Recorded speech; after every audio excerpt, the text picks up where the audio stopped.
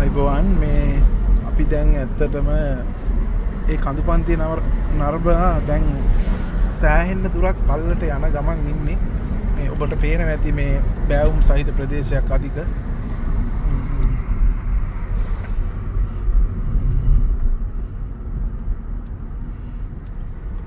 ලංකාවේ වගේම ඇත්තටම උස කඳුපන්ති පිහිටි සුන්දර රටක් තමයි දකුණු කොරියාව කියන්නේ.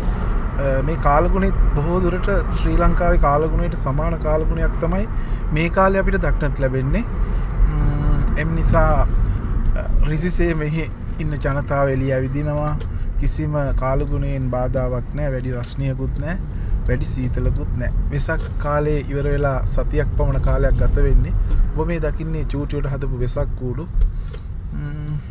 අපි ඉතින් දැන් අපේ නිවෙස් කරා යන ගමනේ ඉන්නේ. යන ගමනේදී අපි අද ඔයාලට පෙන්නපු බීච් එක තාම තියෙනවා. තවත් අපි පසු කරගෙමින් තමයි යා යුත්තේ අපේ නිවස් කරා. ඉතින් මට හිතුණා මේ සුන්දර දර්ශන ටිකත් ඔයාලට පෙන්වන්න. ඇත්තට මේ වෙන විට අපේ රථය පැයට කිලෝමීටර 80ක් 100ක් අතර වේගයකින් ධාවනය වෙන නිසා වීඩියෝ කිරීමේදී සුළු අපහසුතා පැමිණෙනවා.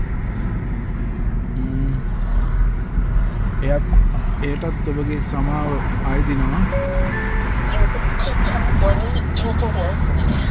ඔන්න දැන් අපි අර සිටපු තැන ඉඳලා මුහුදු මට්ටමටම පැමිණ සිටින්නේ. දැන් මුහුදු මට්ටමට සාපේක්ෂිත ආකාරයෙන් තමයි මේ පාර පිහිටලා තියෙන්නේ. ඒ නිසා ඔබට පැහැදිලිවම මුහුද බලා ගැනීමට හැකියාවක් නැහැ. අපිටද පැහැදිලිවම පේන්නේ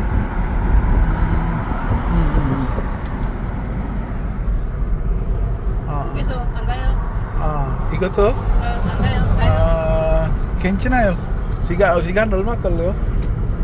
5분 안에 괜찮아요. 가도 돼요.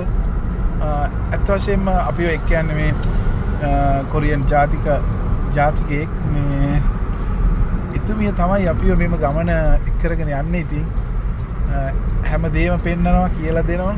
හරි ලස්සනයි. ඉතින් අද කාලගුණෙත් ඒ තරම්ම අයහපත් නැහැ. නමුත් දැඩි හිරුටස් පතිත වෙන්නෙත් නැහැ.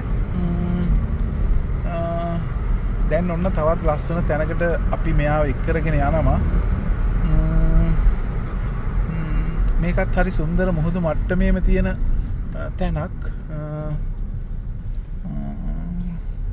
බොහෝ දුරට මට පේන විදිහට මේ විඩාව මහන්සිය නිවා ගැනීම සඳහා තිබෙන ආපන ශාලාවක්. මම එහෙම කිව්වොත් නිවැරදි. ඔව් මෙතනත් අධික රථ වාහන ප්‍රමාණයක් තිබෙනවා.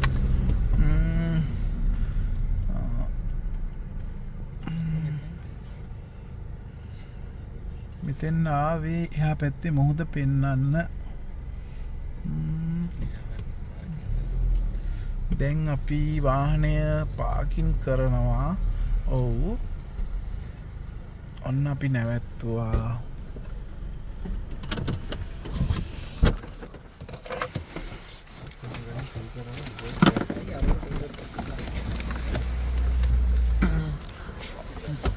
ඔන්න බැස්සා. ඔන්න මාත් එක්ක ආපු අනිත් යාළුවෝ දෙන්න.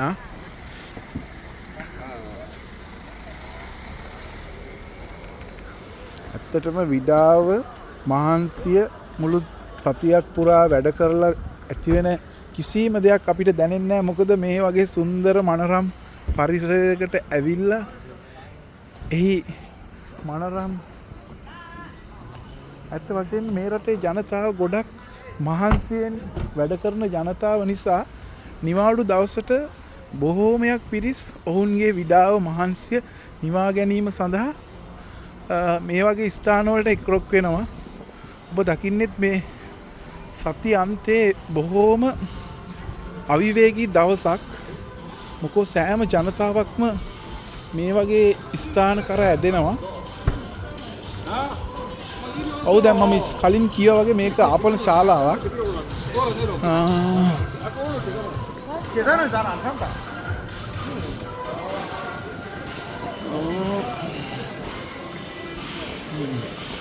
ඔව් මම ඔබට කලින් පැවසූ විදිහටම නැවතත් අපි දැන් මුහුදු මට්ටමටම පැමිණලා සිටින්නේ.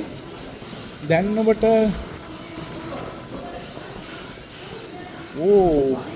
අපි බලමු මෙතන තියෙන සපත්තු කඩයක්. ඇත්ත වශයෙන්ම මේ සපත්තුවක් ලංකාවේ සල්ලි වලින් වෙනවා රුපියල් 12000ක් විතර. හොඳටම ගණන් වැඩි.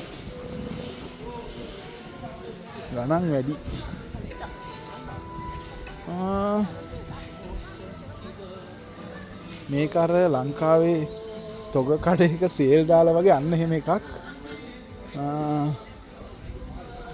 මේ ගණන් වැඩි ඔය මේකේ තේරුමක් නැහැ එළියට.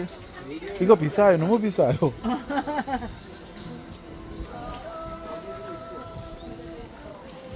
දැන් ඔබට මම පෙන්වන්න යන්නේ අර කලින් කියපු සුන්දර පරිසරයට. දැන් ඔබට නැවත නේ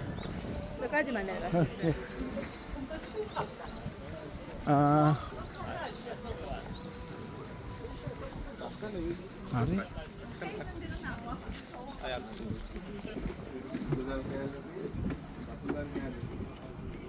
ඔන්න මේ අවස්ථාවේදී අපිට කොරියාවේ පැරණිම දෙයක් හමු වෙනවා.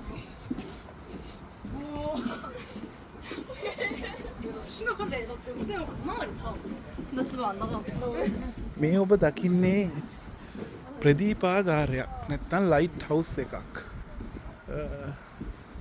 කොරියාවේ දියුණු තාක්ෂණයත් එක්ක මෙය දැන් භාවිතා කරනවද කියලා නම් දන්නේ නැහැ. නමුත් ඒ කාලේ නැව් ගමනාගමනය සඳහා එළිය ලබා දීපු ප්‍රදීපාගාරයක් නැත්නම් ලයිට් හවුස් එකක් තමයි ඔබ මේ දකින්නේ. ඇත්තටම මේ සංරක්ෂිත වස්තුවක් ලෙස වුන් මනා කළමනාකරණයකින් යුතුව මෙය මනා කළමනාකාරයකින් යුක්තව මෙය ඇත්තටම පරිස්සම් කරනවා. මේක පුරා වස්තුවක් විදිහට සායම් දාලා තාම ක්‍රියාකාරී තත්ත්වයේ පවතින ලෙසටම ඒ තියෙනවා. ඉතින් ඔබ තමයි දැක්කේ. ඔව් දැන් අපි දැන් මේ මුහුදු මට්ටමටම පැමිණලා සිටින්නේ. දැන් ඔබට සුන්දර දර්ශනයක් ලැබෙනවා.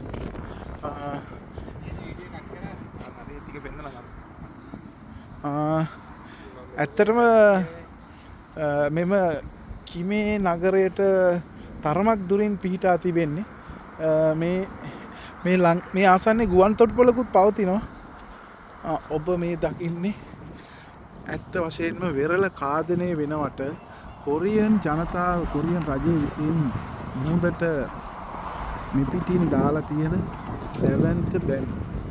ලංකාව ගත්තොත් එහෙම හාත්පසින්ම වෙනස් වැලි ටිකක් අරන් ගිහිල්ලා මුහුද කාදනය 100%ක්ම වෙන අපේ රටේ ඔවුන් Tamanගේ මාතෘ භූමිය ආරක්ෂාව සඳහා ඉදි කරලා ඇති තියෙන බැම්මක් තමයි මේ ඔබ දකින්නේ.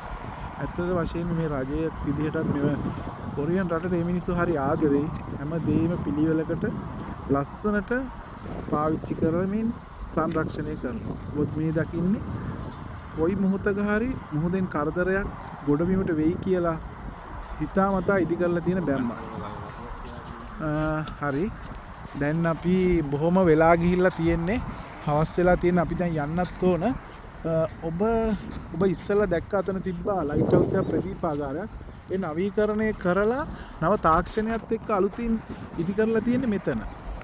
ඔබ කලින් දිටුවේ පරණ එක. දැන් මෙතන තමයි නව තාක්ෂණයත් එක්ක ඒක ඉදි කරලා තියෙන එක. මොන තාක්ෂණයෙන් මොන විදිහට තියනවද කියලා අපිවත් දන්නේ නැහැ. එතන යන්න බෑ කාටවත්. එතන ආරක්ෂිත ප්‍රදේශයක් කොටු කරලා තියෙන්නේ. හරි බොහොම ස්තුතියි. දැන් වෙලාවත් සෑහෙන්න ගොස් තියෙන අපි දැන් නිවෙස් කරා යන්නත් ඕන. මේ වගේ සුන්දර ප්‍රදේශයක සිට නැවතත් මේ වගේ සුන්දර වීඩියෝ එකක් සමු ගන්නවා. සියලු දෙනාටම සුබ සන්ධ්‍යාවක්.